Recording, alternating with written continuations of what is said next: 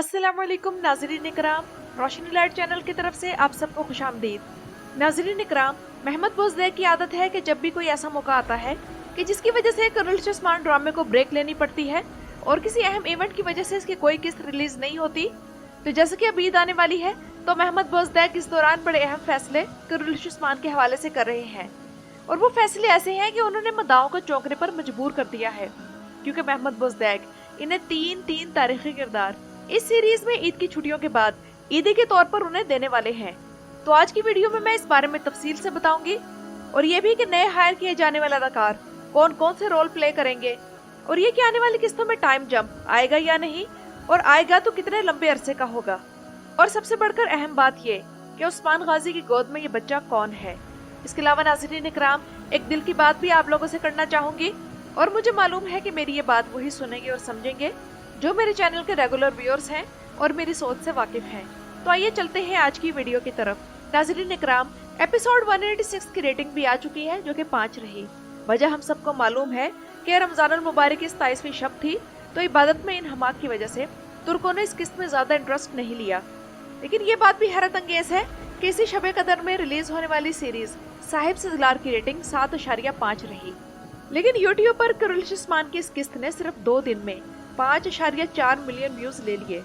अच्छी बात है, लेकिन यहाँ एक बात परेशान कुन ये भी है कि अशरफ रोया, जो कि तुर्की की नई ड्रामा सीरीज है जिसके हीरो चागताय ओलुसवाई हैं, तो इस ड्रामे के बारे में मैं तफसील से अपनी पिछली वीडियो में ये तबसरा कर चुकी हूँ कि ये ड्रामा सीरीज तेजी से मकबूलियत हासिल कर रही है। हालांकि इसकी सिर्फ 2 किस्तें ही रिलीज हुई हैं, और हैरत की बात यह है कि मैंने भी यूट्यूब खोली तो मैंने देखा कि इस ड्रामे के व्यूज करुल चश्मान से भी ज्यादा हो चुके हैं। तो जाहिर सी बात है कि महमद बोज़दैक इस बात पर परेशान होंगे, तो इसी वजह से वो आने वाली किस्तों में 4 नए किरदार इस सीरीज में लाने वाले हैं। और नए लिए जाने वाले अदाकारों के बारे में तो तफसील में आप लोगों को बता चुकी हूँ। यहाँ मैं आप लोगों को ये बताऊंगी कि इनमें से कौन सा अदाकार कौन सा किरदार अदा करेगा। तो नाजरीन इकराम, पहले नंबर पर है तायाज आइदीन, जो कि एक बाज़ंतीनी कमांडर क्लैडियस बनेंगे। इसके बाद है सिनान तोसजो, जो कि एक मंगोल सफीर कोचार का किरदार अदा करेंगे। इसके बाद शाहीन जेलिक एक तुर्कमान बे का रोल करेंगे, जिनका नाम कोचा बे होगा। और नाज़रीन इकराम, ऑनर आइजिलिक भी सीरीज में साइन कर लिए गए हैं, और ये एक तुर्कमान बे हसन आल्प होंगे। और मुझे जरा भी उम्मीद नहीं थी कि महमद बोज़दैक सिनान तोसजू को मंगोल कमांडर बनाएंगे। इनके लोग बिल्कुल बाज़ंतीनी है।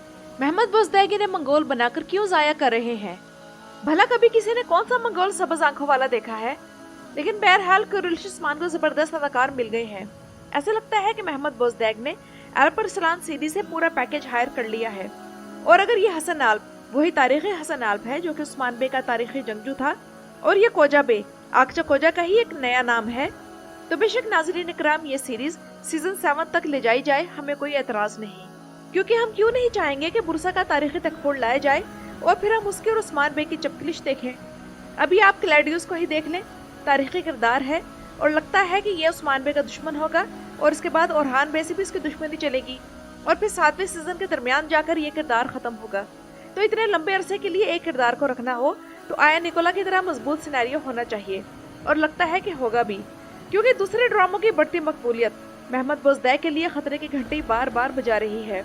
और क्लैडियस के आने का मतलब यह है कि सोफिया का किरदार अब चंद किस्तों का मेहमान रह गया है, और जिस तरह सोफिया के आने से लुकास का मजबूत किरदार एकदम बैकफुट पर चला गया था और उसकी वो अहमियत नहीं रही थी जो सीजन के शुरू में थी, तो यही सिचुएशन अब क्लैडियस के आने से होगी कि इसके आने से सोफिया का किरदार बैकफुट पर चला जाएगा, और उम्मीद है कि अलाउद्दीन को मौका दिया जाएगा कि वो सोफिया को खत्म करे, या फिर बाला के हाथों उसे मारा जाए। और इस हवाले से मैं एक अहम बात करना चाहूंगी कि हम सब यही चाह रहे थे कि या तो जैरकोताई का भाई मुसलमान हो, या फिर अगर उसे मारना है तो वो जैरकोताई के हाथों मरे। जैसे गज़वा बदर में मुसलमानों ने अपने काफिर रिश्तेदारों को खुद कत्ल करके ये साबित किया था कि इस्लामी भाईचारा कौम, रंग या नस्ल की बुनियाद पर नहीं, बल्कि सिर्फ इस्लाम की बुनियाद पर ही कायम होता है। तो बहरहाल आल्तुगा की मौत का सीन बड़ा पावरफुल होता अगर उसे जैरकोताई खत्म करता।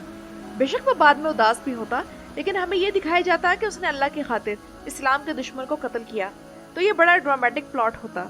राइटर्स ने ये टास्क ओरहान बे को दे दिया। अब आते हैं नाज़रीन इकराम उस बच्चे की तरफ कि क्या करुल चश्मान में कोई टाइम जंप आने वाला है, और उसी कई माह के टाइम जंप के बाद क्या ओरहान बे का वो बेटा दुनिया में आने वाला है जिसका हम काफी अरसे से इंतजार कर रहे थे, यानी कि सुलेमान पाशा। तो आप लोग जरा इस तस्वीर पर गौर करें तो कई चीजें नोट करने वाली हैं। एक तो ये कि मुझे लगता है कि ये तुर्कों का कोई आम सा बच्चा है और ये कोई कबीला या काफिला होगा जिसमें ये बच्चा शामिल होगा। तो मंगोलों का जो नया कमांडर आ रहा है उसकी सरबराही में इस काफिले पर हमला होगा और उस्मान बे इस हमले को रोकने और उन तुर्कों को बचाने की कोशिश करेंगे। क्योंकि सोचने की बात यह है कि सुलेमान पाशा बेकोस के जंगल में क्या कर रहा है। अब अगर आप ये कहें कि अलाउद्दीन भी तो गार में पैदा हुआ था, तो ये क्यों नहीं जंगल में पैदा हो सकता। तो नाज़रीन इकराम, मेरा ऐसा कहने की दूसरी वजह यह है कि अगर टाइम जंप आता तो लाजमन उस्मान बे के कपड़े दूसरे होते, लेकिन उस्मान बे ये कपड़े पिछले 1.5 सीजन से पहन रहे हैं, इसलिए ना तो अभी कोई टाइम जंप आएगा और ना ही ये बच्चा सुलेमान पाशा है। और नाज़रीन इकराम, टाइम जंप वैसे आने वाला है, इस बारे में खबरें मिल रही हैं, लेकिन वो टाइम जंप कुछ ज्यादा अरसे का नहीं होगा क्योंकि नया मंगोल कमांडर आ रहा है। तो इस हिसाब से अभी सुलेमान पाशा के आने में वक्त है। अब आते हैं उस बात की तरफ जिसके बारे में मैंने आप लोगों को वीडियो के शुरू में बताया था। तो आप लोग अक्सर कमेंट्स में मुझे ये कहते हैं कि पिछली वीडियो में तो आप इस ड्रामे की बुराई कर रही थी और अब इस वीडियो में आप इसकी तारीफ कर रही हैं। तो आप लोग मुझे खुद बताएं कि क्या एपिसोड 186 वाकयात और दूसरी चीजों के हवाले से 10 आउट ऑफ 10 नहीं थी। इसमें गैर जरूरी किरदारों का खात्मा हुआ, उस्मान बे और उनके बेटों की शान शौकत के साथ कबीले में वापसी हो गई और बाला के साथ साथ सबको स्क्रीन टाइम मिला। यहाँ तक कि शामिल अल्प को भी मौका दिया गया कि उसने एल्बाई को काबू किया और 5 दुश्मनों का एक ही किस्त में खात्मा, और वो भी मुख्तलिफ तरीकों के सिनेरियोस के जरिए। तो इससे बढ़कर शानदार और क्या बात हो सकती है। इसके अलावा इस किस्त में twist and turns, fights, traps सभी तो था। तो ऐसी अच्छी किस्त की मैं क्यों ना तारीफ करूं। पिछली किस्त ऐसी नहीं थी तो मैंने इस पर तनकीद की। और नाज़रीन इकराम, यही हिसाब दुनिया में चलता है। 100% तो कोई भी चीज अच्छी या बुरी नहीं होती। मसला ये है कि जब हम किसी शख्स को या चीज को पसंद करते हैं तो उसे सर पर बिठा लेते हैं, और नापसंद करें तो उसकी जान के दर पे हो जाते हैं, या उस चीज की खूबियों को भी जानने से या मानने से इनकार कर देते हैं। हम अपने लिए बीच का कोई भी रास्ता नहीं छोड़ते। तो ये तो इंतहा पसंदी वाला रवैया है। याद रखें कि दुनिया में कुछ भी ब्लैक एंड व्हाइट नहीं होता, ग्रे एरियाज भी होते हैं, और जिंदगी गुजारने के लिए इन्हीं पर फोकस करना चाहिए। इस ड्रामे की जो बात काबिले एतराज हो मैं इस पर जरूर तनकीद करती हूँ, लेकिन अब किसी अच्छी बात पर तनकीद करने लग जाऊं तो मेरा तो ज़मीर गवारा नहीं करता।